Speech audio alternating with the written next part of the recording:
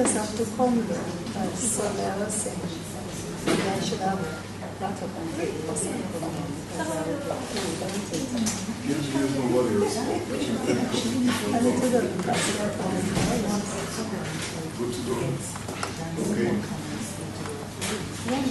Well, thank you for coming back after lunch now.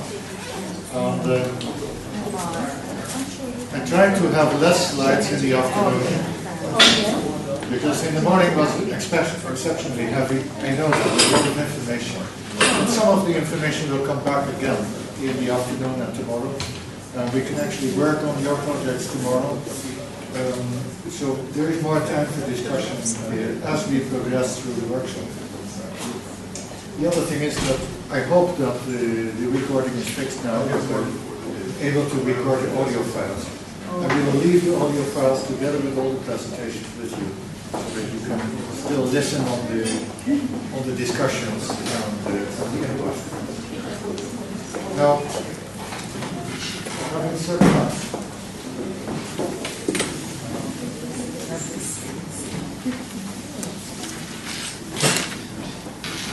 I briefly go back to the presentation we had before lunch.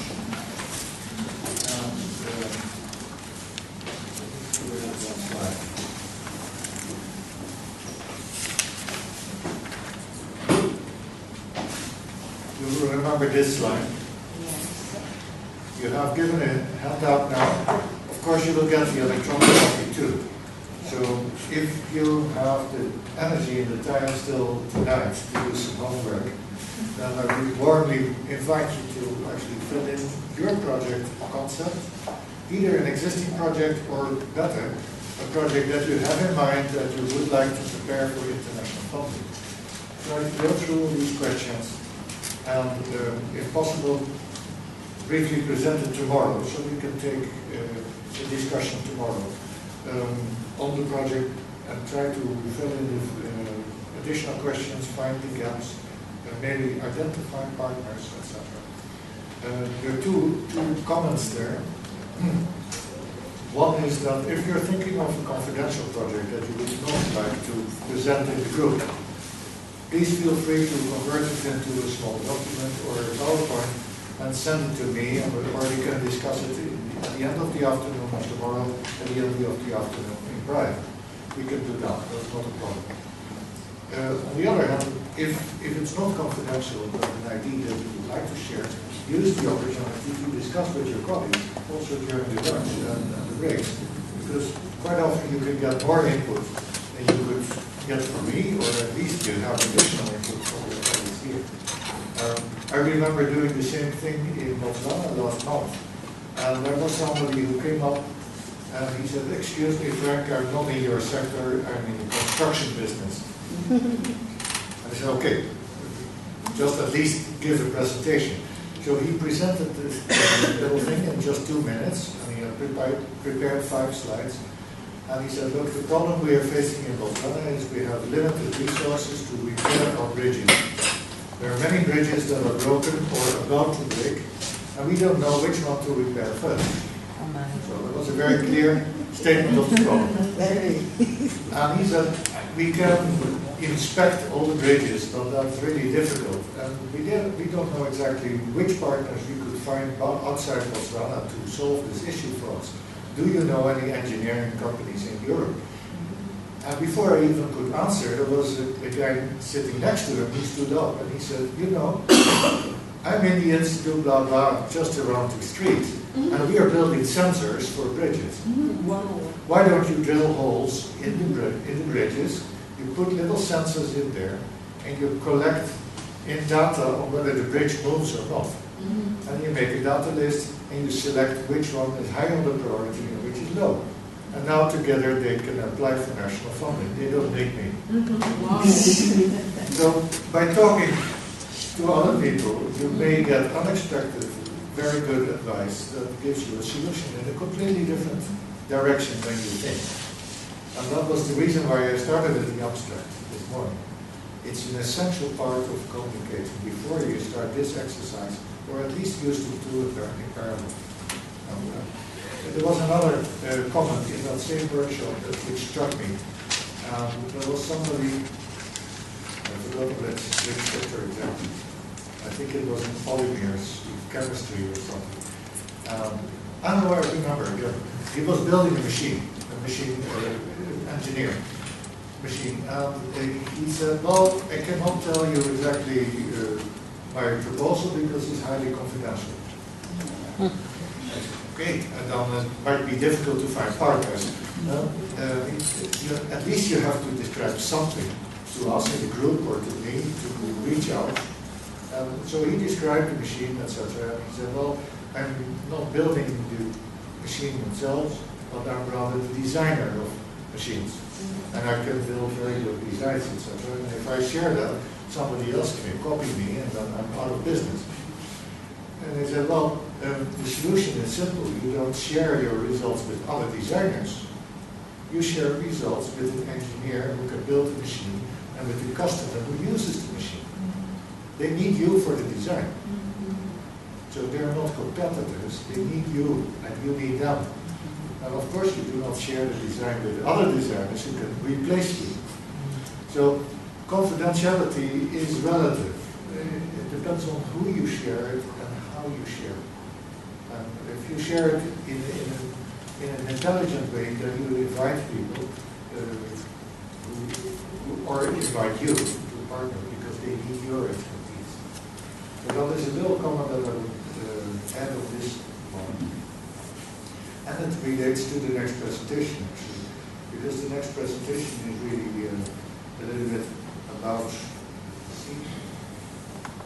and show it up, about what makes a success factor in successful projects. And I would like to share you some of the projects that I've been close to or involved in, to show you through the evaluator's eyes why they have selected this one and not others. And quite often the difference between successful projects and almost successful projects are very small, very subjective. So you need to pay attention to the details at all points. After the tea break, because this is not a very long presentation, after the tea break, we will go a little bit more deeper on the research management and the governance models. Why? Because that's part of your task, to help the scientists to think and develop a chapter 2 that is up to marks and receives high scores. And then tomorrow we will focus a little bit more on the chapter 3, the impact, how you can help your scientists to write better chapter 3s, and how you can negotiate contracts with industry, and how you build up your budget in a consistent way.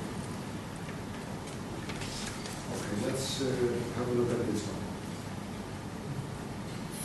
We talked briefly about evaluation already, and I will give you a few slides more about evaluation and the details of how that works, and some good practice in projects.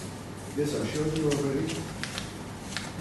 Submitting a proposal, if you've gone through that whole roadmap of building the different building blocks of the proposal, having it read and reread by your peers, and using your students to build the different parts of the project proposal is really, it's a teamwork. Then it's rather in the hands of the coordinator to submit. Not every single partner submits to the funding agency as one entity on behalf of the whole consortium. Yet another reason to build a good relationship with your coordinator. Because if you are late on delivering one element and all the other partners are waiting on you, and especially the coordinator, they might become mad at you. So building a good relationship, being proactive, and in turn delivering all the information they need really helps. You do have access to the electronic system to read what the coordinator is about to submit. And the system works that you get a login and a password from the coordinator. The coordinator is the first to log in, and they get with an email, they get a login and password for each individual partner. And with that login and password, you can go to the PSS system and check whether the information about you is correct. You do not upload the whole technical proposal, but the coordinator can upload a draft version of the proposal even before the deadline. And it's good practice if they do that like 2 weeks, 3 weeks before the deadline, so that everybody has access to the draft and can download it on his or her computer. Then you make improvements, and the coordinator uploads a second draft that is more updated every time until the deadline approaches. And it's only the last proposal version that is being judged by the evaluators. They don't see the previous ones. So in the system it's replaced by the last draft proposal. So that is a safeguard. So at least have a 99% ready proposal on the system before the deadline. Suppose that your computer crashes, suppose that a power failure, anything can happen, then at least the last version of the proposal is uploaded by the coordinator. That means that you have to be way before the deadline to deliver him or her the last results. These are the evaluation criteria that the evaluators are being instructed to look at. Am I in your view? Sure? Otherwise I move back and forth. Sorry, I didn't realize it. So the evaluators are very much instructed to follow these rules and only these rules, and to justify why they are giving a score of 3 or 4 or 5, or why they kill. Now the whole process of evaluation is a step-like process, and this is true for nearly all the European proposals. More funding agencies are following similar proposals. Block & Trust will find a slightly different evaluation process. NIH also is slightly different, but the basic principles are all there. That is that the first step is really that the proposal is judged by the internal funding agency officers for eligibility. Have all the forms be filled in? Are there emails and telephone numbers of the coordinator? Are there sufficient partners? As I said, there's a minimum requirement of 3 European partners. If you have only 2, plus a Jamaican and African partner, it doesn't count. So that is the responsibility of the coordinator to check. And whether the budget is appropriate, we don't ask way too much over the budget limit and things like that. Whether there are SMEs in the proposal or not, if that is required in the call, that is all eligibility check. And you will be surprised that about 5 to 7% of all proposals fail. That is such a pity. You work for months on a proposal, and then you're denied because you don't know the eligibility rules. So you can help the coordinator also. Read and be familiar with the eligibility rules that are summarized in my presentations. The guide for applicants will give all the detail, so you can read and find all the details there. But the basics are all in my presentation as a guide. And if you identify something that doesn't match, ask your coordinator, don't be shy. Discuss it with him or her, because they may not have told it. Don't assume that if they're in Europe that they know better. It's not true. Many European partners are new to the game too. Even if they're established universities, they may be new to the FP7 programs. So don't assume that you're less knowledgeable than they are. If they are knowledgeable, you can learn a lot, but sometimes they can learn from you too. So don't be shy. Now, there is a European Commission project officers go through this database of experts. They select experts that are appropriate and with a very different background. Each proposal will be read by at least 3 or 4 experts with a very different background. Somebody in the scientific field, and somebody with management knowledge, somebody from the user committees or the industry, somebody familiar with the policies, from different countries, a balance between male and female. So it's the project officer of the Commission who is responsible for selecting the experts. Then they send out the proposals electronically to these experts who receive a contract, as I said this morning. And they read at home. They get 2-3 weeks to read through all these proposals. They can look at the internet, they can do it at night at their own pace, but they have to deliver an individual report electronically back to the Commission. So that's at distance. And then the European Commission is actually inviting these experts to Brussels. Flights and hotels are paid, and the time spent in Brussels. And then groups of 3-4 experts discuss their individual assessments. Now, the idea is that they reach a consensus, not an average, a consensus. And that's quite difficult. I've been in panels where you see the 2 experts are really enthusiastic about the proposal, and the third ones gave a 1 on all counts. They said, no, I want to kill this proposal completely, because it's absolutely nonsense. This has been done already, I know a project, and they failed because they found this and this, and it's absolutely impossible to do this with this methodology. Or there's no market, because the market is taken already by another company, and they will never succeed in selling a product to this market. The market is dead, or taken, or whatever. They can come up with real technical, valuable arguments. Also on the budget, whether the budget is completely out of range or not, whether the project has a feasible time plan, whether the right stakeholders are involved. If you want to change something that requires policy support and you don't have any connection with the politicians, it will be very hard to implement change. And it's similar things like that.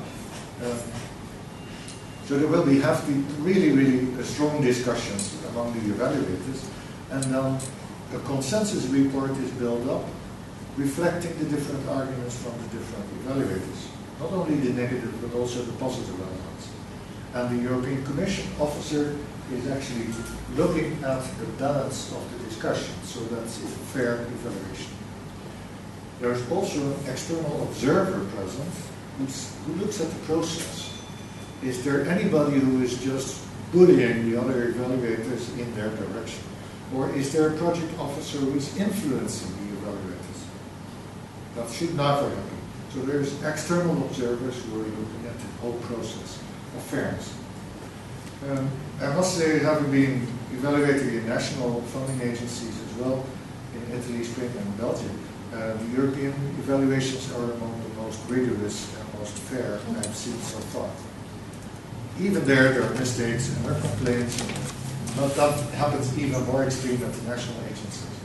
And having lived in small countries like Belgium and the Netherlands, we face a very limited pool of experts. So the chance that you have a competing scientist in your own field who knows you and wants to kill you there is very high in a small country. In these international fora, the chance that you have a really objective, independent scientist who don't not necessarily know you and wants to kill you is much lower. And then there is a consultation with the program committee, and that means that out of the ranking, they will select the top proposals, add up the budget until all the budget that is available for the call is distributed. Below that, there might be proposals who have a very good ranking, but there's not enough budget available. And they're put on the reserve list. And I'll go back to the other slide in a minute. So the reserve list is the worst spot you can be, because that means that you have an excellent evaluation report, but there's not enough money to, and you have to wait. For those who are selected for negotiation, if anything happens, there's a problem in the negotiation, and that fails, then they go back to the reserve list and take the next proposal. And that can happen half a year or a year later. And you have to wait. Those who are for sure rejected, they get the report immediately. So they don't have to wait. You know immediately why it was rejected and whether you can resubmit or not. But this is really cumbersome. And there's nothing you can do about it. There's not even the 55 billion euro is enough to fund all the research. Competition is fierce. For the mobility grants, the success rate is about 30%. 1 in 3 get funded. That's very good. But on the other extreme, for the ICT programs, the competition can be 1 in 10%. Succeed. That means that you have to be in the top 10% proposal, because 90% will be rejected. So, and health and food are somewhere in between. They run around 15 to 20, 25%, depending on the call. Social science are the smaller numbers, so there the statistics are less reliable, but they run in the same neighborhood, 20% roughly. So it's a fierce competition. You have to be the best, and not just you, the whole consortium. It happens that the whole consortium fails because one partner is completely misplaced or did not perform or is not good enough, or one work package was badly written, and then everybody else fails too. So you need to keep each other in check in these proposals. The evaluation report itself, this is the structure of an evaluation report, and you will see that each of these 3 criteria come back, and then they really need to, the evaluators really need to write a report, half a page or a page. There's a threshold for some of the scores. For example, this for scientific excellence for this call, there's a threshold. You need to have a score at least 3, otherwise they will not even read the rest. So still scientific excellence is put in very, very important, but it's not the only criterion. And now there's a minimum score. You need to have at least 10 to 15. If you're lower than 10 out of 15, you get an immediate rejection. So that is the basic score here. I wanted to add something about the reserve list. If, for instance, you end up your proposal ends up on the reserve list for a particular call, and then in the future another similar call comes out, do you have to resubmit something, or will you just take it from that? You can and should resubmit. Absolutely, but you will enter the competition with a fresh group of competitors. Unfortunately. And don't you ever get a report if you end up in the reserve list and did not eventually get funding? No, what happens? Because the money ran out, so do you... For example, I was 2 weeks ago, I was the evaluator for one of the international cooperation programs. I cannot say which one of them. And there was a proposal that was ranked very, very high in our group. We all agreed 14 out of 15, this should be funded. And then after our discussion was done, the project officer came back and he said, look, this has been resubmitted. This is the report of what the evaluators found last year. And they rejected it last year. Looking at the arguments they had put forward and looking at the new proposal, they have rewritten that chapter. So they were really reintegrated the criticism, improved on the proposal, sufficiently enough to convince us. But to be honest, most calls are not coming back exactly in the same form as they were there. So don't count on resubmitting. It's rather the exception than the rule. But no, what I was just trying to find out, if you're in the reserve list, but you really ended up not getting funding at all, would they be sending a report at all? Would you get a report? I mean, if you're rejected, you get a report and you know why you do get the evaluation report, yes. You do that together with these guys, all of them at the same time. Okay. But you do not get the letter of invitation for negotiation. Okay. But you do get the report back with what the evaluators thought. Yeah. Now, what can happen in both cases, either rejected or reserve list, you can reuse the proposal and tailor it to another call. There's a small danger in it. If it's too obvious that you have sort of just tweaked the proposal so that it's not really balanced anymore, then the evaluators will pick it up. But if it's a more generic proposal that could fit in multiple calls, then that's your super chance. You can submit in multiple calls in parallel. Nobody forbids you to submit to multiple programs in parallel. That's possible. Yes? Is it possible to be an evaluator of a particular institution looking at a proposal from that institution when the proposal is not in the specific area of the evaluator? Yes and no.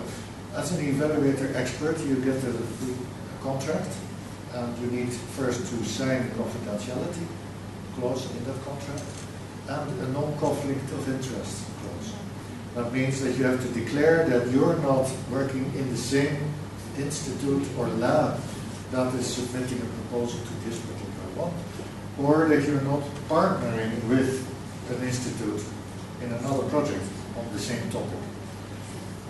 Now I say yes and no, because very large institutes and very large universities, there's no conflict of interest. If somebody works in the social department and if in agricultural sciences there is a proposal, there's no conflict of interest. But if it's in the same institute, close together with the same group, you have to declare that there is a conflict of interest. And then you're simply walking out of the discussions on that proposal. You can participate in the other proposal. And that's in discussion with the project office. Sorry, Frank, I just want to make sure I understood what you said before, that if you have a fairly generic or a multidisciplinary proposal, you can submit it to different calls simultaneously? Yes. And that won't impact on your chances of receiving? Yep. Evaluations are per call, and they're strictly separated. So what if it was such an excellent proposal and you were chosen for both? You're the champagne. That's fantastic. And then you have a capacity problem. How do you deliver? No, you cannot, to be honest, you cannot doubly fund the same work.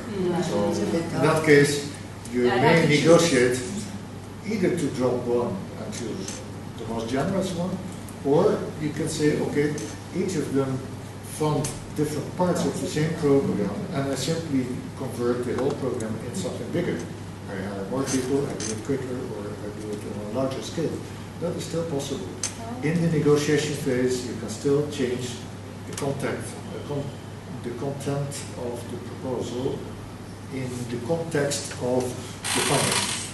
So that is still possible. You can completely change the proposal, of course. This is before the contracting stage. Between the approval and during the negotiation with the European Commission, you can still make adaptations. Sorry, I perhaps see it differently in terms of submitting the same proposal to more than one agency. I have an example right now in the curriculum where this group sent the same proposal to two different agencies, and it was successful in both cases. Which is fine, I just said money is there. I have to pull out of one of them and then find any partners and not one and not compromise. Because what they were supposed to be doing won't be done anymore on that project. So there are consequences. Oh, there are consequences for sure, yes. But not only in the positive sense, but also in the negative. But that's a very specific situation. The other consequence could be, to be complete in the answer here, is that rarely a proposal fits automatically in each of the funding programs, because every funding program has their own requirements. Like you said, the consortium was not the same. So yes, but usually you have to rework parts of the proposal to resubmit in a different way. And that can include a chance to optimize. I mean, if a funding program is slightly more generous in time, for example, you can expand the time and do more with the same approach. But yeah, of course, you cannot just copy-paste. That would be too short in this case. Okay, now briefly, how are we on time for the tea break?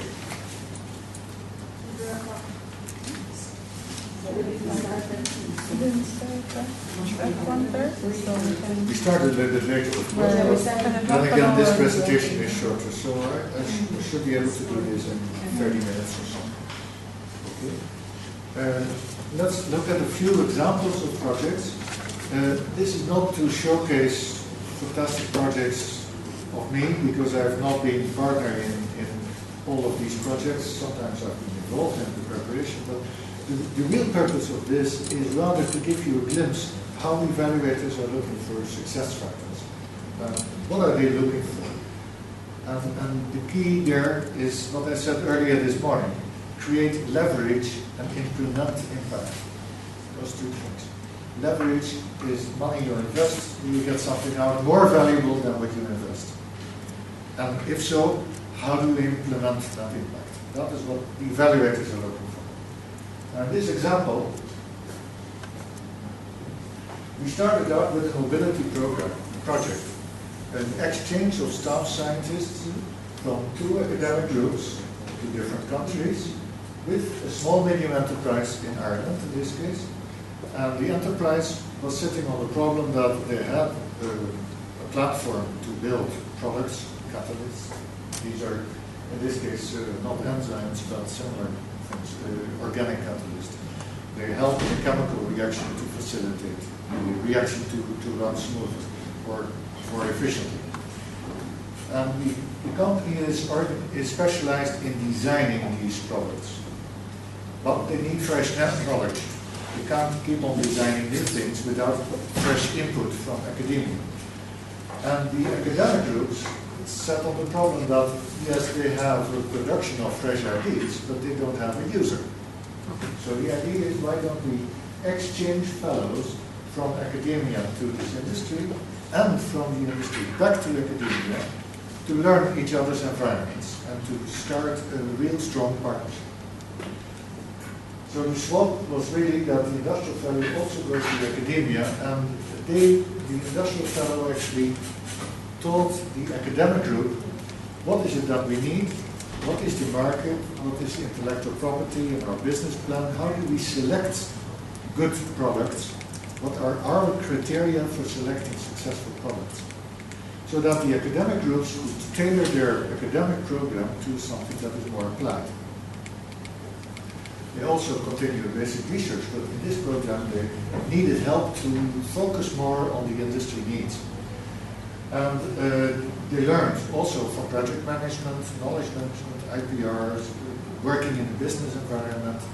So it was much more than just telling each other's knowledge and publications. Really working for 2 years in each other's environment.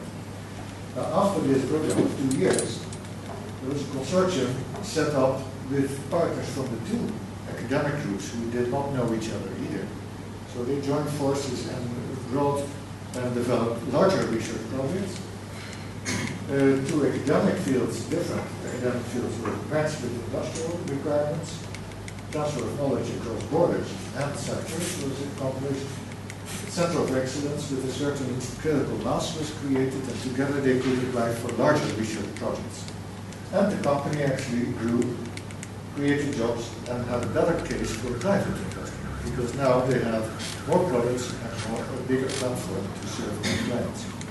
All of that is value coming out of this project. So think of the kinds of value elements that you need to describe. Far more than just publications or a piece of material. Same philosophy a bit. This started out with one single person, even smaller. Very small project we wrote. And this person was a female professor, originally from Hungary. She worked for the National Institute of Health in America for 17 years.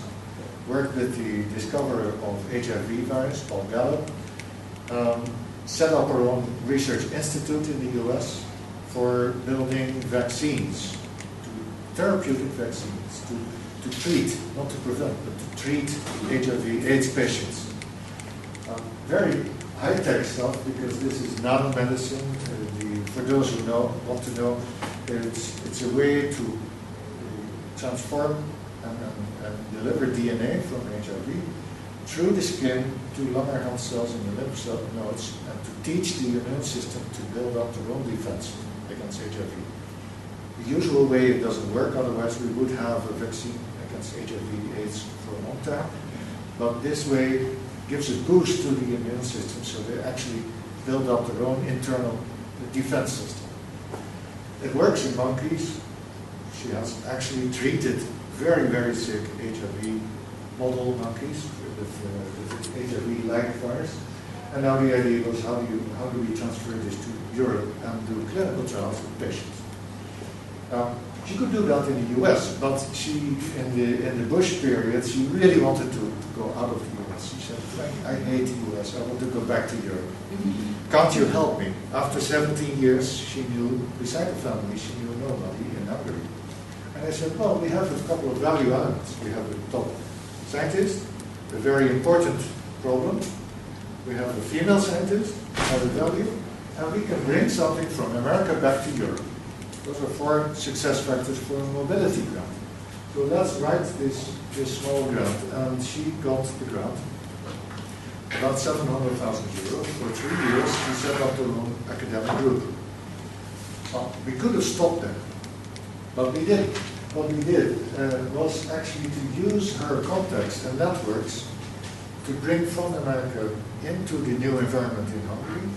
And she made agreements with different hospitals for the clinical trials, with the immunology lab, and with some other labs. And she set up her own company, spin-off company, in Hungary. This was not usual in Hungary. There was very little experience with spin-off companies, so she was one of the first, certainly as a female professor.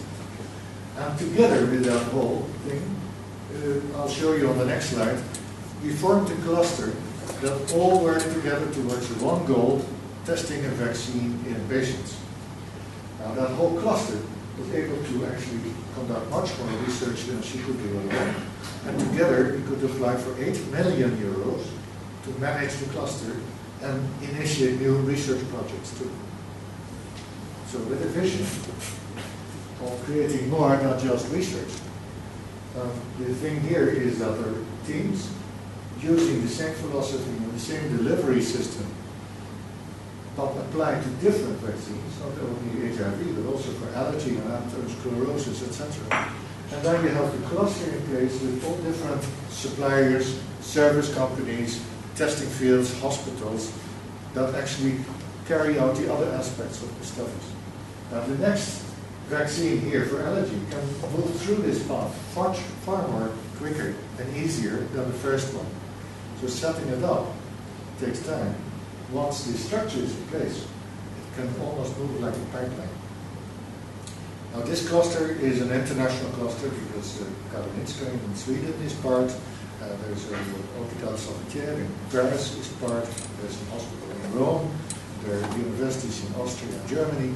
So it's now a fairly big one, but it all started with one person and a very small grant and connecting people. So if we get everybody in the same direction with the same strategy, in a few years you can build up something really, really valuable. But you have to connect the people and work in a common strategy. If it's fragmented, then everybody will remain in their own little corner and get access to small funds. Yeah. That's the key message here, is how to organize them together. So improving efficiency and organization is the outcome here. Bigger capacity to work together, to support the product pipeline, but also support new research projects, in basic research too. It can be a win-win situation. It's not just helping the industry in this case, it's helping both. And now the company with benefits here. In terms of the connections, in terms of scale, Europe and North America, very different scales from the Caribbean. I'm talking about the Caribbean. What I talked about is an international cluster with people in very different places. That's my point. It's not a geographical cluster. Right.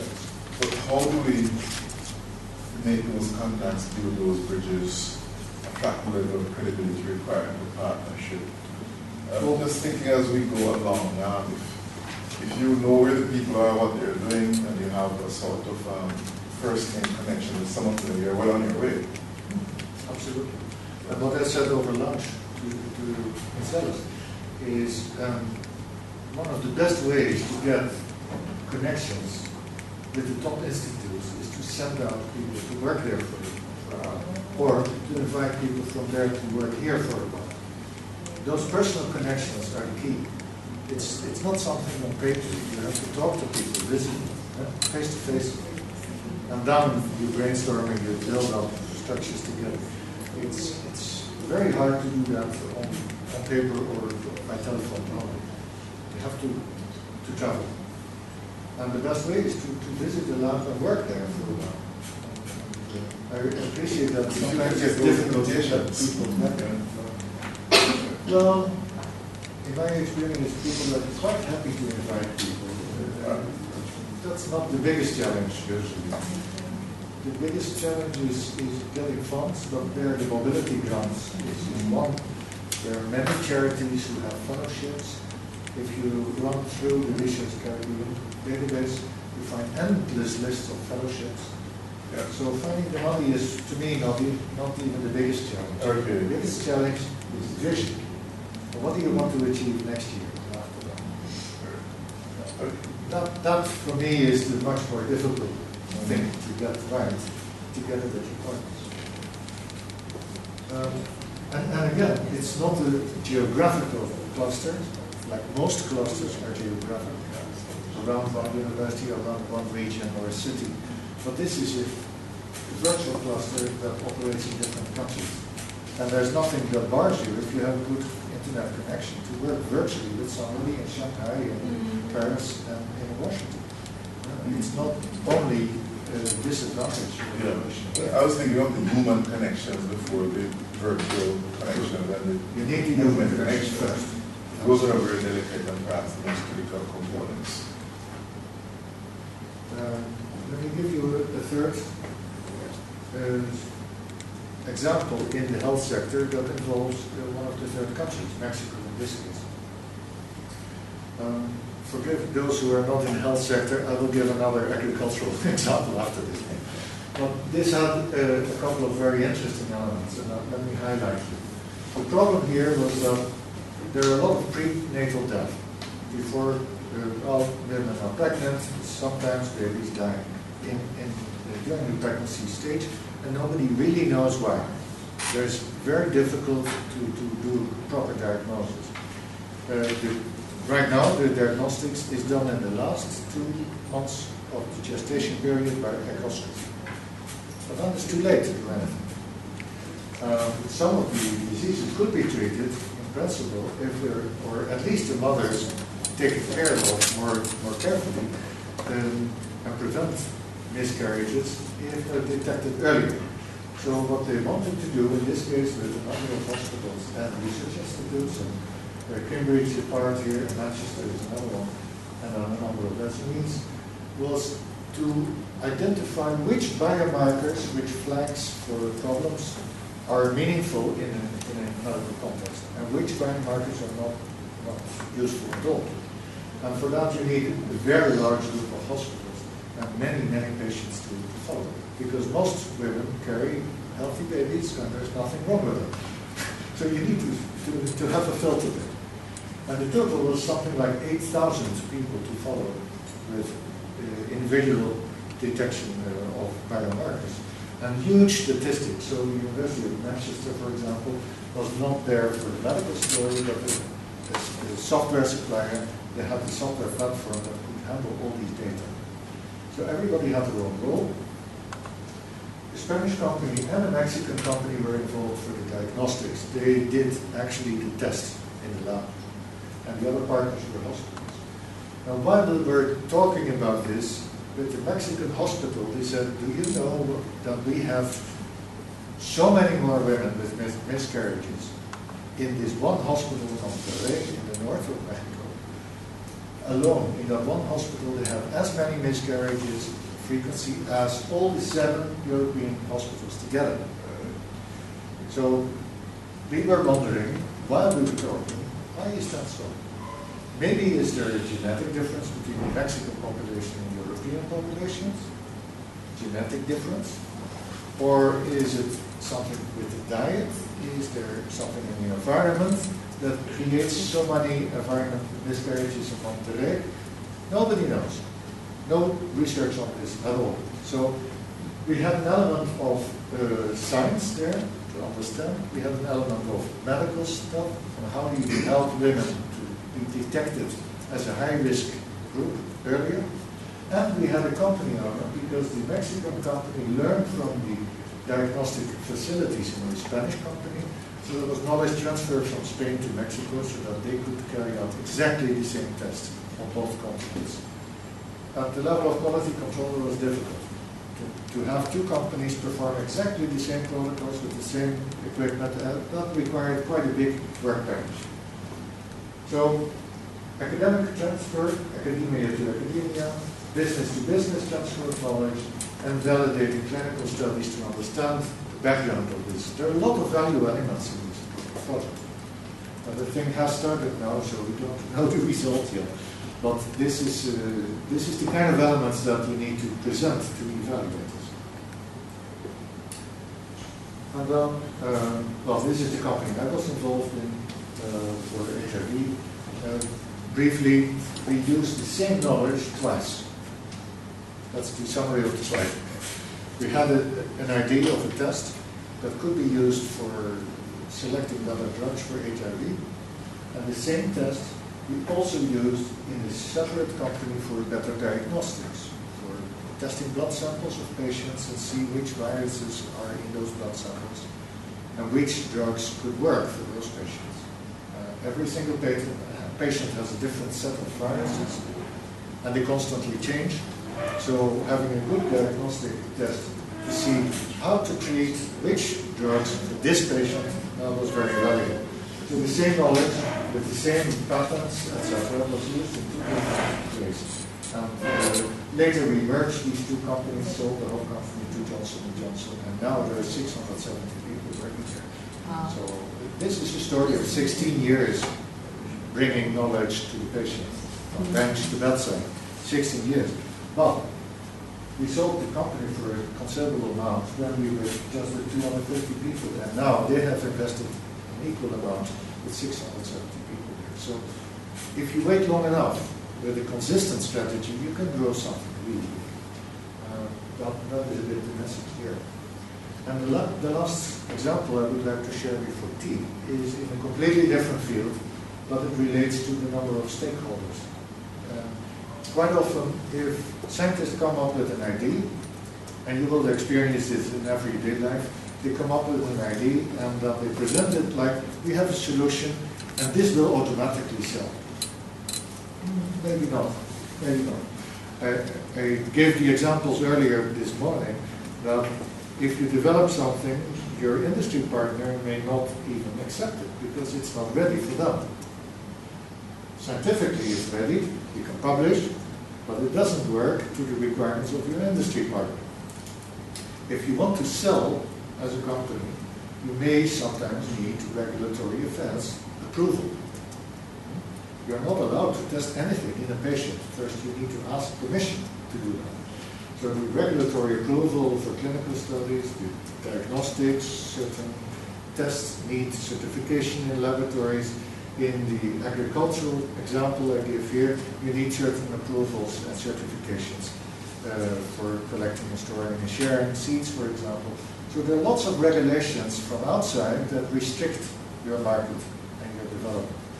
So you need to be aware of them and need maybe involve them and at least ask permission to them. And then the final group is the users. In the case of agriculture, these are the farmers and the final customers of your products. You need to involve them too to make sure that your product that you're developing is useful. So what we're dealing here with is a biofuels program. This program is just starting a few months ago. We're far from implementing and completing this, but it's a long-term goal. Step by step, we'll take any of these. The project is as follows. We have a consortium of about 10 partners. The problem we're facing is a global problem. Biofuel is available, but from which plants, how do you present it, and how do you distribute it in a sustainable way? In Mexico, they are used to working with plants from the Yatrofa plant. They do grow here as well, in Africa, in Asia, but in Mexico they are indigenous. And they have more than 300 different species growing out in the wild. Only 2 or 3 are commercialized. And they're used for biofuel at the moment. But only 2 or 3 species. And all the other species are growing in the wild, and nobody has really characterized them. So the scientists came up with an idea from the research institutes in Mexico. Why don't we do a good characterization of all these species and select the best species for commercialization. Maybe some of them produce more, or they can grow in more arid conditions, or maybe they are cheaper to grow. There's all kinds of characteristics that play a role. So many species, and mostly they're completely unknown. And we partner together with European partners to do a real massive genomic and metabomic characterization. That means looking at the genes and looking at the oil composition and other products that can come out of plants. It's not only oil that comes out. Then the idea is to cultivate methods that are appropriate for those species, optimize them, optimize the oil extraction methods. To squeeze out oil can be made more efficiently. And other side products that could be valuable too. Not only the oil. If you squeeze, there is some cake left over, there's some other elements that you can sell, and you create more value out of the same plant. And then, of course, knowledge transfer between the different species. Is it too late for the Caribbean to join? It's not right down The Caribbean is doing work on that already. No, for this particular multi-country project, It's a platform, so it's I bet absolutely you not John has a across Judge the Rover plan that they're doing research. was the judge with the same site, so that's fine. And actually, we're looking I'm not for sure small what they pilot but I was projects told that they that have can a test out pilot with Judge individual Rover things. So plan. let's talk about it. Let me join this big consortium and benefiting from the cross-national fertilization. Now, the core consortium is there, but the platform is open, and we can use the same partners So for is that- smaller projects. Is that project still open or is... No, but the platform there Okay. is slowly growing, and we can initiate new projects out of it very, very easily. Anybody in the room on the street? I'm Yes, very excited by this I have process. a Now, project. let me share you on the philosophy behind it, and Something then we can like that. see where your expertise can fit in. Because it's impossible for us to do everything. So we need as many help as possible. Individual software. Now, the key to get sufficient money to do all this and sufficient capacity to do all that is strategy. And that is my point I made earlier. How do you go about it? And so far we have developed a number of things. These are 3 slides. And any input on this is welcome to improve this and take some projects out of it. It's a global challenge we're facing, so in principle there should be a lot of money available from different funding agencies. There are different ways to pay for this. So not just one project that covers everything. That's one thing. The other thing is biofuels are only one part of the solution to renewable energies. So you have to compare what we are doing with the and biofuels with other challenges and solutions for renewable energies. And see what is the market share. Are we focusing on the global biofuel market, or are we focusing on a very specific niche? And I have reason to believe that we're focusing on a specific niche, not competing with the petroleums. Now, pilot projects have started already with Jatropha tests with existing commercial Jatropha oil. Airplanes and cars and trains have run on this, so the concept has been tested and validated. In principle, it's possible to use this biofuel in a commercial setting. But nobody can actually deliver this on a large volume. There are a few companies who are working with the current Jatrophas, and they have some serious drawbacks. One of the drawbacks is toxicity.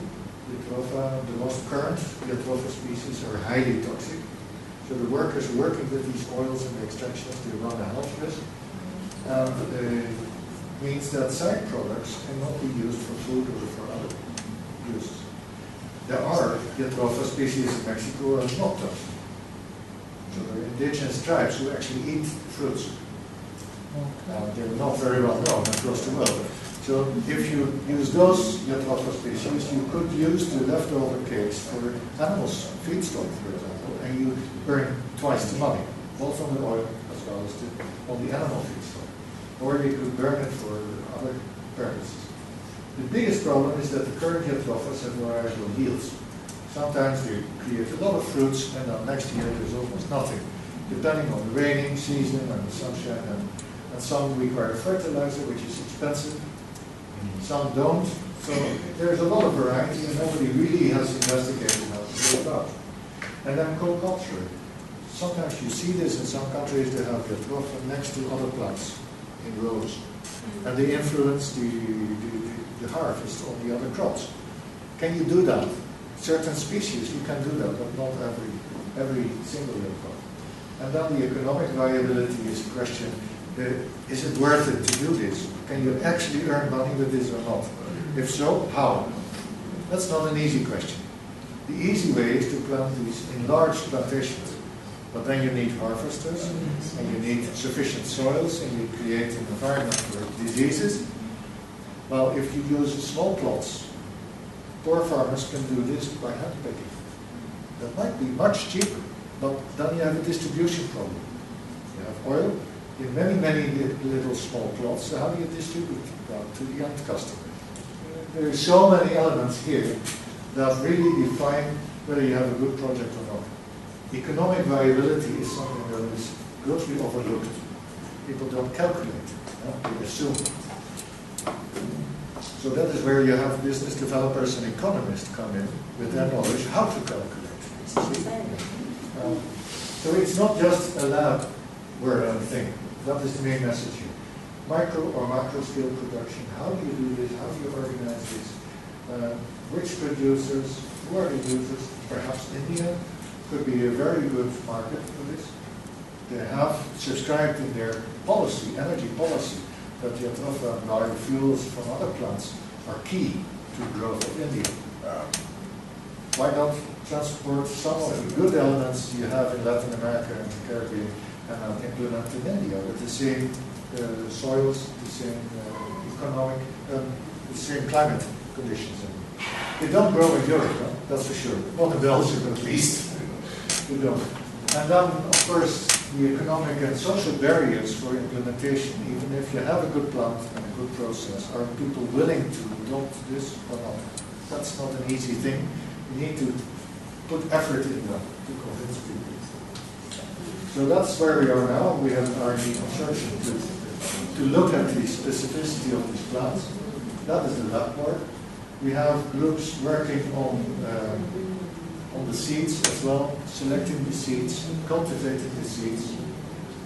We have a group working on the biotechnology itself of the harvesting and oil extraction, but we definitely should need help there. There's a lot to do there on different ways of oil extraction, and I'm sure that you probably are aware of partners here that might have better machines or better production facilities. And by traveling a lot, I heard also in India they're struggling with that step. Of course, this requires agricultural background, how to prevent safety and resistance in large groups. And then the big facilities, if you have a large plantation, you have a large amount of oil, how do you build an efficient industrial facility? Or do you do it in small local facilities? That might be quicker. There is a facility in Chiapas in Mexico at the moment, and they're struggling. They're struggling with the quality control and upscaling. And maybe the conclusion is that a lot of small-scale industrial processing is better. Could be. And then finally, I think this is the last slide, additional issues that are completely unrelated to the R&D itself. And those are policy levels, ethical issues. If you modify plants, for example, can you still plant them and import them in another country? That's not so easy. You have to think of it. Instead of just putting genes in plants, first let's see whether that's possible or whether there is an alternative, perhaps selecting plants instead of changing their genes. And then, of course, the link with large plantations of small farms. If we select jatropha plants that can grow in arid conditions with very little water and no fertilizer, we can potentially help very poor farmers on lots that are not used for food in a non-competitive way to grow something valuable on their fields out, instead of competing with crops that are meant for food. And that is an ethical issue as well. In Mexico, they have even burned plantations because the farmers were complaining that they were competing for their corn fields. can't put in, they had a poster even, where they put in corns and jatropha fruits in a funnel into an engine of an American car. He said, we are growing our fields to feed the American gas guzzlers, the transportation SUVs, while we are starving for food. That's a very hot issue. So you need to be careful with that, because a funding agency will actually immediately kill a proposal if you don't even mention these issues. And then, of course, there's bureaucracy. If you have a fantastic plant, some kind of protection you need. That somebody doesn't pick the seeds, just fly to Africa and start up a plantation there without paying you anything back. And that has happened. There has been people from companies who collected seeds in Mexico, planted big plantations in Tanzania, and they're making huge amount of money without paying any royalties back to the Mexicans. So this is absolutely illegal, but it happens. Have you brought the seeds? But Well, we could trace them back by the genetic profile, so we know for sure. where they come from? How do you chase them and bring them to court? You can't, at a distance. So think of those issues as well as, I just give this as an example, but to raise your thought, you need the full picture eventually, and your project may touch on any of these elements. And that could raise a red flag. On the other hand, if you find a solution in your project that covers these things, you have a much better chance to get funding. Because people consider you as a professional developer and have thought of all the issues instead of just focusing on your own lab. And as you can see, this is really multidisciplinary work. You need engineers, you need social scientists, economists, biologists, agronomists. You need all the disciplines you can think of to work together in your own piece of puzzle. I find this very, very interesting. There's one major area of application for us straight off. We're struggling to find a viable replacement for banana, which has lost the EU market.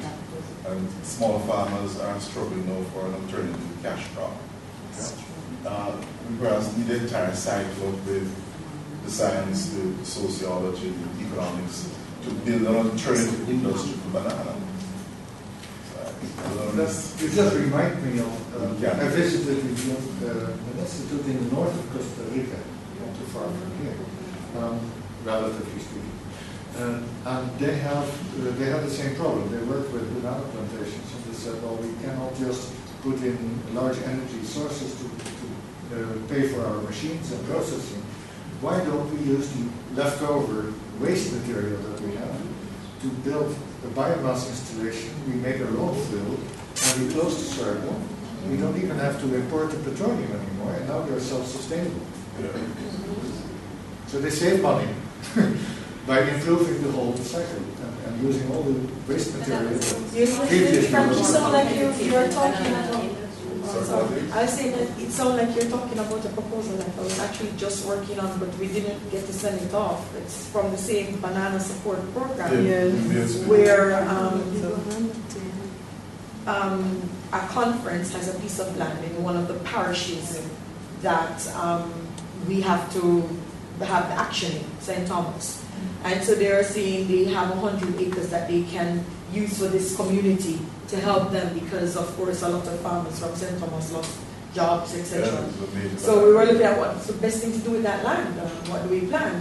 And so actually the idea that we came up with is to have a self-sustained eco-technology village, where the wind power out there is very good, solar power is very good out there. So they were looking at what hybrid system we would set up. Not only that, they would have a goat farm. They have a goat farm that was already established by the EU out there. So we're going to use all of that to have a farm that will basically be running itself. They don't really have to be getting electricity and stuff like that. But we really didn't get to finish putting the proposal together. So. Yeah, no, but I'd love to have. And the same jatropha, we were now thinking of using it as hedging around for the borders, and then that would be used for biodiesel on the farm again and set up. That's what I meant with small-scale local use instead of the classical industrialized large plantations. Right. Sometimes you can help people much more that way. Who's your donor? Are you going to the EUPSP? We were trying to put it together for the EU, but they didn't get information to me on time, including academics who would look at the energy side of things. So we're going to just sort of go back to the drawing board and see. I think it still should, not for the EU in general, but for Right. the EUBSP, Banana Support Program. Yes, I know, the call was just out, that's the one we were trying to get into, but we didn't make it on time. And so the deadline has passed, so. But for these kind of programs, usually there are multiple funding agencies that apply. I think you should still submit because. After the deadline? Not No. for that, not for that. Oh, yes, we're going to. The program is rolling. I know they have deadlines for various things, but my suspicion is a good development project like this. Can't tell that. Because it's a Jamaican program, it's not the European-based headquarters. And they're anxious for local development projects. I think that anxiety is greater than timelines. Okay. So call the office and ask them if they would accept an out-of-season proposal. I mean, it's a telephone call away. Okay, all right. I'd be happy to have a look at the proposal together, either tonight or tomorrow. Sure, no problem. Last two slides is really like a brain teaser here. And that relates to a little bit to what both of you were suggesting here, is sometimes you need to simplify concepts in order to find all the different elements that you're sitting on. Instead of digging in too deep into the technical and scientific details. And people sometimes don't realize what valuable elements they're sitting on because they're too deep in the science. And your role as coordinators can actually, or research managers can actually help them to identify what else do we have. Think of it in terms, very simple terms, like you have a field, you have a fence, and you have fruits. How do you make money? Well, you build a fence around this and make sure that what inside is not being attacked or stolen away by other people. Outside the barrier, you can have the desert and you have cacti and weeds and all kinds of diseases, but protect what you have that is valuable. That is one thing. Otherwise, you will never make the step. And then the second step is, if you have the fruits, how do you bring them to the market? Well, maybe on your same plot of land where you have a fence, you also have trees. If you cut the trees, you build a wheel and you build a cart to bring it to the market. Or you partner with somebody who has trees somewhere else, who has that market and that cart and can bring it to the market. And then the other thing is that in your garden, if you like, or your plot of land, maybe more than one piece of fruit grows. So if you have planted your fruits, you may reap your fruits and more than just one type of fruit, and bring them to the market to different customers. So using the same land with the same fence and the same transporter, distributor, you can distribute and build more value with different fuels. And that is the analogy of what I said about reusing knowledge. You have one piece of knowledge that you've built, and you can reuse that knowledge over time in different ways, in different research projects for different customers. Knowledge is not like a barrel of water. If you drink it, it's empty and it will not fill again. No, it's something that is reusable. And that is important for the discussion tomorrow about intellectual property, that you should keep your knowledge and really optimally use it, and not give away and sign all your rights. We'll touch on that tomorrow. The other thing is, to transfer something, you need social skills. So let's go for tea.